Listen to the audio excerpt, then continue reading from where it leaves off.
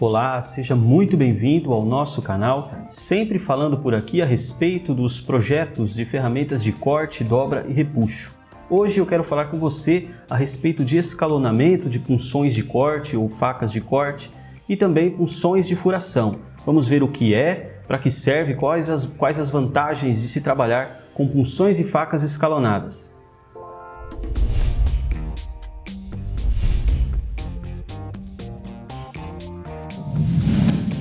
Para nós entendermos melhor como funciona a questão do escalonamento de facas e punções, eu te convido aqui na tela do computador a acompanhar comigo esse pequeno exemplo que eu trouxe aqui. Veja que eu tenho aqui um produto, nós vamos considerar que essa região mais escura aqui dessa peça é o produto em questão.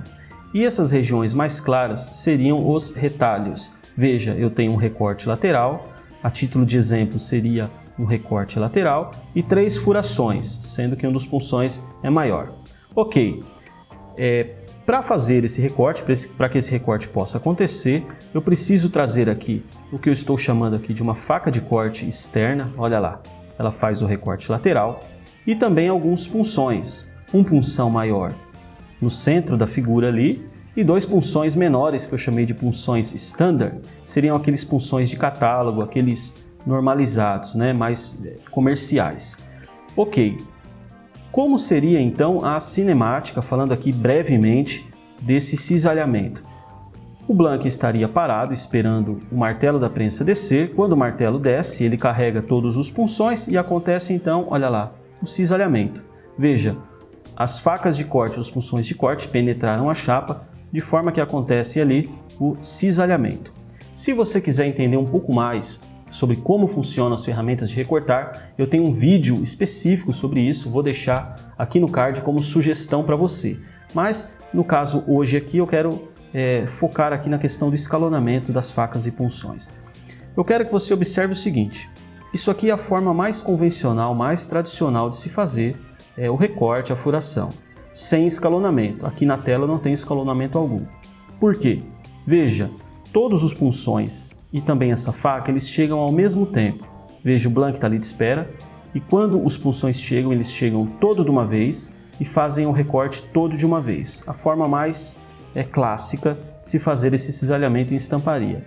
Agora, perceba 2 desvantagens que esse processo tradicional nos oferece. O primeiro deles é que quando a prensa desce, o martelo da prensa desce, os punções chegam todos de uma vez, acontece uma sobrecarga na prensa muitas vezes. Muitas vezes a prensa está superdimensionada e não há problema algum. Agora, em alguns casos acontece da prensa não conseguir fazer esse cisalhamento porque todos os punções chegam de uma só vez e acontece uma sobrecarga na prensa. A segunda desvantagem é a questão do ruído. Hoje em dia fala-se muito do ruído nas fábricas, na produção. Então, quando esses punções chegam todos de uma vez e encontram a chapa, é uma pancada muito forte mesmo, inclusive falando de ruído, é um ruído exagerado. Então, o que acontece? Para isso, nós podemos fazer, em alguns casos, não é algo obrigatório nas ferramentas, mas sempre que possível, é uma boa prática nós fazermos o escalonamento desses punções. E existem 2 formas básicas que nós podemos utilizar para fazer os escalonamentos e eu vou mostrar aqui para você. Então eu vou esconder essa faca de corte, repara que ela é lisa, ela chega de uma vez só, como a gente já comentou aqui. Escondendo a faca de corte, eu vou trazer uma faca de corte com escalonamento, que é essa azul agora aqui.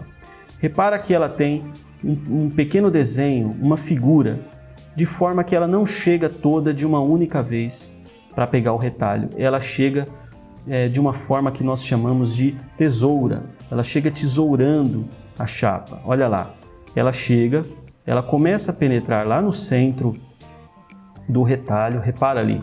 E aqui na ponta ainda não. O martelo continua descendo e essa faca de corte ela faz o papel de uma tesoura, ou seja, ela não corta tudo de uma vez. Ela vem cisalhando aos poucos o Blank. Vou mostrar isso também nesse punção central. Vou esconder aquele punção interno. Vou trazê-lo com escalonamento. Veja, ele também tem uma pequena figura. Isso aqui é bem parecido com aquele punçãozinho do furador de papel. Se você já viu aquele furador de papel utilizado em escritório, ele tem aqueles punções que tem esse pequeno desenho também, essa pequena figura na ponta dele. Olha lá, o que acontece? Ele vai furar, ele chega primeiro em algumas pontas, né? Ele não cortou o círculo todo de uma vez, a prensa continua descendo, o martelo continua descendo e só no final é que ele termina de separar o retalho. Ou seja, não é uma pancada seca, não acontece tudo de uma vez, mas aos poucos. Aquele efeito da tesoura, que não corta de uma vez, mas ela vai cortando aos poucos. É assim que funciona. O que é importante a gente observar quando nós trabalhamos com esse tipo de escalonamento? Lembra que eu falei que são dois tipos, esse é o primeiro. Nós precisamos observar o seguinte: o curso do pisador, o curso do nosso punção, portanto também o curso do pisador, o curso das molas, ele acaba sendo aumentado. Porque quando eu coloco esse ângulo aqui no punção, eu preciso que essa ponta mais baixa tenha um mínimo de penetração ali, que nós consideramos a espessura da chapa e normalmente mais uns 2 milímetros ali, tá? Então veja, se nessa ponta eu tenho essa regrinha, aqui no meio eu já tenho um avanço muito maior, uma penetração muito maior. Então, trabalhar com escalonamento de facas e punções acaba aumentando um pouco o curso dos punções e, consequentemente, o curso do pisador. Mesmo assim, acaba sendo uma vantagem trabalhar dessa forma. Mas é importante se lembrar disso e observar isso. Outra coisa importante também, quando nós vamos trabalhar com esse tipo de escalonamento, uma dúvida muito comum do pessoal é o ângulo que nós utilizamos. Que tipo de perfil, que tipo de ângulo eu desenho aqui? Não existe uma regra quanto a ângulo, tá? O importante observar é o seguinte: sempre que possível, observe o seguinte: o meio da faca, ele já penetrou, olha lá, ele já cisalhou, ele já destacou praticamente o retalho nessa região, quando essa outra região da ponta ainda não chegou. Quando a gente trabalha com uma chapa muito grossa, é um pouco mais difícil de se conseguir esse efeito, porque o ângulo acaba ficando muito agudo. Mas em chapas mais finas é comum a gente conseguir. Enquanto uma ponta já atravessou a chapa, a outra está chegando. Então não existe um ângulo padrão. Vai depender do quê? Do comprimento dessa faca, do comprimento dessa região escalonada. Nós podemos também, se for uma região muito comprida, é muito comum a gente fazer um zigue-zague, tá? Então a gente tem um V aqui, ó, esse punção é no formato de V, e é muito comum a gente seguir com ele, mais um outro V aqui, depois um outro V, dependendo do tamanho dessa faca, fica uma espécie de zigue-zague. É bem comum e é bem convencional trabalhar assim também. A questão dos punções, é importante a gente observar que ele não fique fragilizado. Eu vou abrir ele separado aqui, olha lá como que ficou o perfil dele. O importante é que ele não fique com bicos, né, com pontas frágeis, porque senão a gente acaba resolvendo um problema do escalonamento e arrumando outro problema, que é a fragilidade do punção, e o punção pode vir a se quebrar, né, a trincar. Então a gente faz o escalonamento, não existe uma regra quanto ao ângulo, desde que a gente não fragilize demais o punção. Ok, eu disse que essa é uma forma, mas que existe também uma outra forma. Veja só, eu vou colocar aqui no que seria os punções penetrando a chapa, e eu quero que você observe agora esses dois punções de furação aqui, ó, esses dois punções dos furos menores. Olha lá, percebeu o que aconteceu? O que eu fiz? Eu subi os dois punções aqui. O retalho não subiu junto, mas isso é só um pequeno detalhe, né? O ideal é que o retalho estivesse subindo aqui também, mas só a título de exemplo, isso aqui já serve. Veja, os punções subiram. O que significa isso? Eu vou voltar com o movimento que nós estávamos analisando aqui. Veja, as facas penetraram, o punção central começou a penetrar, mas os punções laterais ainda não. No final do cisalhamento, quem é que chega? Chegam os punções menores.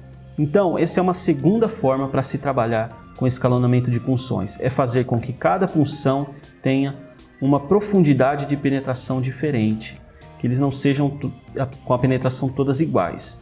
Então, o que acontece? Nós podemos dessa forma, eu vou colocar de planta aqui, nós podemos dessa forma fazer com que os punções centrais, por exemplo, cheguem primeiro e depois cheguem os punções das extremidades. Ou o contrário também. É possível que primeiro os punções das extremidades cheguem primeiro e por último, no final do curso do estampo, os punções centrais cheguem e façam o cisalhamento. Dessa forma nós também escalonamos e também diminuímos a sobrecarga na prensa e também o ruído, porque eles não chegam todos ao mesmo tempo. Quais são as regras importantes que nós devemos observar aqui? A primeira delas é o seguinte: não desequilibrar a prensa, não desbalancear a prensa. Por exemplo, eu não posso colocar todos os punções do lado direito, por exemplo, para chegar primeiro, e todos os punções do lado esquerdo, somente um exemplo, né? Chegando depois. Por quê? Porque a prensa vai ficar desbalanceada. Então, normalmente a gente faz os punções centrais e depois abrindo, né, para as regiões externas, ou o contrário, chegando primeiro os punções externos e depois fechando para os punções internos chegarem por último.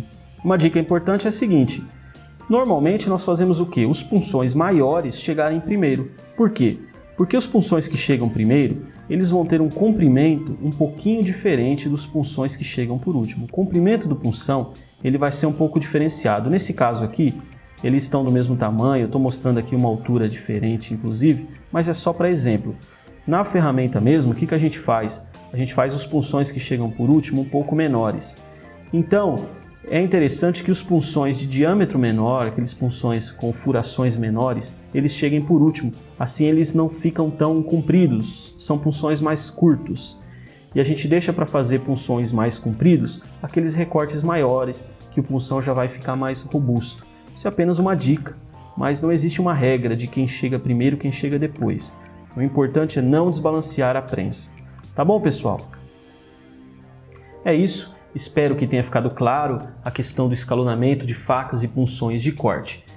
Lembrando que isso serve tanto para não sobrecarregar a prensa, quanto para diminuir o ruído durante a produção. Um detalhe importante também que eu estou me lembrando agora, muitas pessoas perguntam se a gente deve incluir essa diminuição de carga no cálculo teórico da força de corte e do dimensionamento da prensa. Normalmente nós não incluímos, a gente aplica isso na prática, mas a gente não leva isso em consideração no cálculo teórico. Por quê? Porque é impossível saber, não vou dizer impossível, mas seria extremamente dificultoso a gente saber o quanto nós ganhamos aqui de carga da prensa, quanto nós conseguimos reduzir. Existe um conceito muito comum entre os projetistas de que seria uma redução de 30%, ou seja, quando nós escalonamos os punções, a carga da prensa diminui em 30%, mas isso não é oficial, isso não é provado ali no cálculo, então eu prefiro não levar isso em consideração enquanto eu estou dimensionando a prensa, fazendo um cálculo de esforço de corte, tá bom? Espero que eu tenha te ajudado com mais este conceito, com mais esse conhecimento. Se você gostou desse vídeo, não deixe de curtir e de deixar seu comentário aqui, inscreva-se no canal, assim você poderá ser avisado toda vez que nós tivermos aqui novos conteúdos e novas dicas como essa, ok? Grande abraço para você e até o nosso próximo vídeo.